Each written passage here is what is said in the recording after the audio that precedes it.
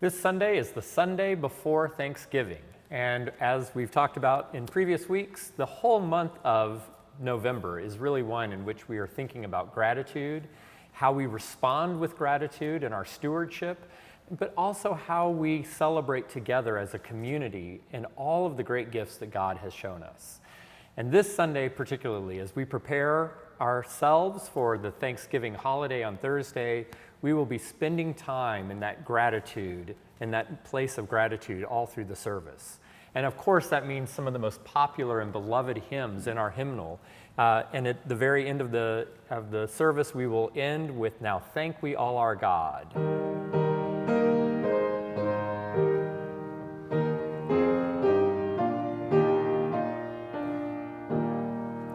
There's no hymn that seems to sum up all of what Thanksgiving is about better than that hymn. And it's something that we look forward to singing every year. Both the opening voluntary and the closing voluntary, the prelude and the postlude, will both use that melody. And it's something that it really kind of defines for a lot of us what Thanksgiving is about. At the sequence, we'll also be singing another Thanksgiving hymn that's very near and dear to the hearts of St. John's specifically, "For the fruit of all creation, thanks be to God."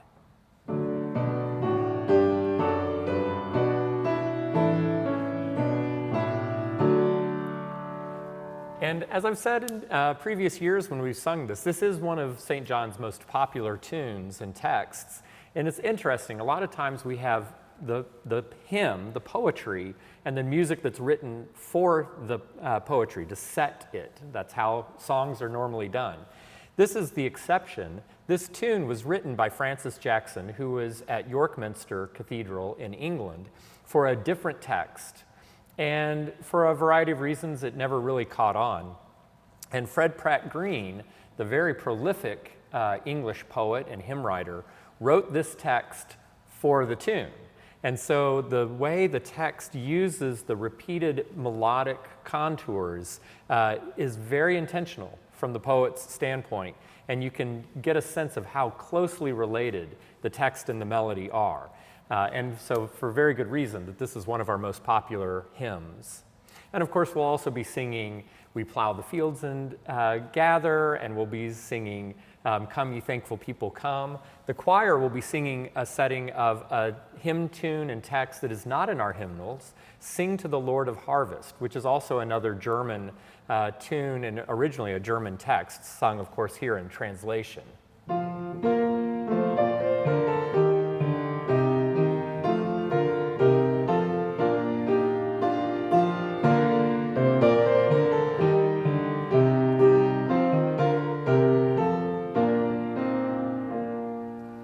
So this very joyous setting of that German tune and text, written by the Irish-born but Canadian composer Healy Willan.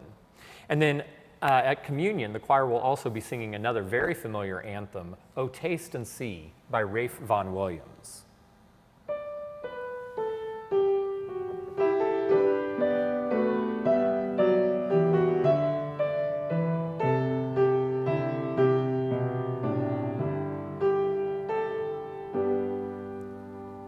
This very short motet, setting words from the Psalms, "O taste and see how gracious the Lord is," was originally written for Elizabeth II's coronation in 1953. It was also sung at her funeral just last year. But it really has that beautiful, elegant English reserve, but expressing the gratitude that we have. So we hope that as you look forward to the Thanksgiving holiday, that you will spend some time in gratitude with us here at St. John's, worshiping with us in the chapel at 8 a.m., in the church at 10:30, or online.